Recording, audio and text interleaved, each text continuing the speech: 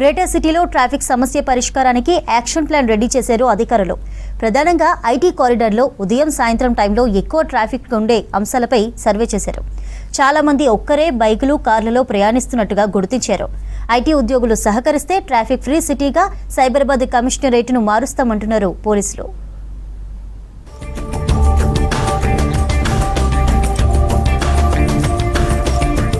హైదరాబాద్లో ఉదయం సాయంత్రం టైంలో ట్రాఫిక్ రద్దీ కంట్రోల్కు చర్యలు తీసుకుంటున్నారు పోలీసులు.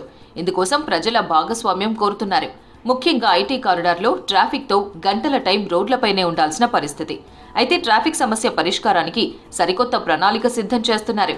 సాఫ్ట్వేర్ ఉద్యోగులు, సామాన్య ప్రజలు సహకరిస్తే సైబరాబాద్ను ఖచ్చితంగా ట్రాఫిక్ ఫ్రీ సిటీగా మార్చుకోవచ్చని అంటున్నారు ట్రాఫిక్ పోలీసులు.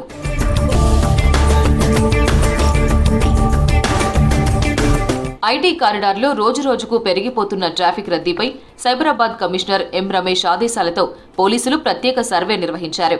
మాదాపూర్ ట్రాఫిక్ పోలీసులు సైబర్ టవర్స్ ఏరియాల్లో ఉదయం పీక్ అవర్లో చేసిన అధ్యయనంలో కీలక విషయం బయటపడింది. వాహనాలపై ఒక్కరే ప్రయాణించడం వల్లే ఐటీ కారిడార్లో ట్రాఫిక్ విపరీతంగా పెరుగుతోందని పోలీసులు గుర్తించారు. సో మన అబ్జర్వేషన్ ప్రకారంగా సింగిల్ వెహికల్స్ ఎక్కువ రావడం వల్ల వాళ్ళకి చాలా ఇబ్బందులు పడుతున్నారు. నెంబర్ 1, వాళ్ళకు ముఖ్యంగా వాళ్ళకి ఇంధనం ఖర్చు అధికంగా కావడం, సేఫ్టీకి సంబంధించినటువంటి లెస్ సేఫ్టీ ఉండడం అనేది జరుగుతుంది. తర్వాత వాళ్ళకు ఈ ప్రయాణంలో కూడా ఎక్కువ టైం వాళ్ళు సమయాన్ని కోల్పోవాల్సి వస్తుంది. దాని తర్వాత వాళ్ళకు ఒకవేళ వాళ్ళు కార్ పూలింగ్ ద్వారా వాళ్ళు రావడం జరిగితే వాళ్ళకు ఇంధనం ఖర్చులు తగ్గుతాయి. తర్వాత ఈ సేఫ్టీ మెజర్స్ పెరుగుతాయి.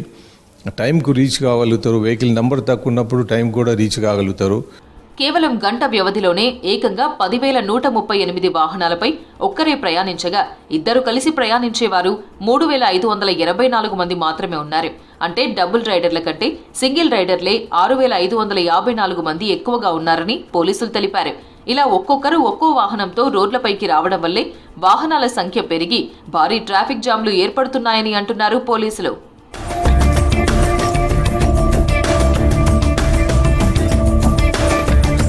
ఇలా సింగిల్ రైడ్తో విలువైన టైం వేస్ట్ అవడంతో పాటు పెట్రోల్ ఖర్చు భారం కావడం, ప్రమాదాలు కూడా పెరుగుతున్నాయని ట్రాఫిక్ పోలీసులు చెబుతున్నారు.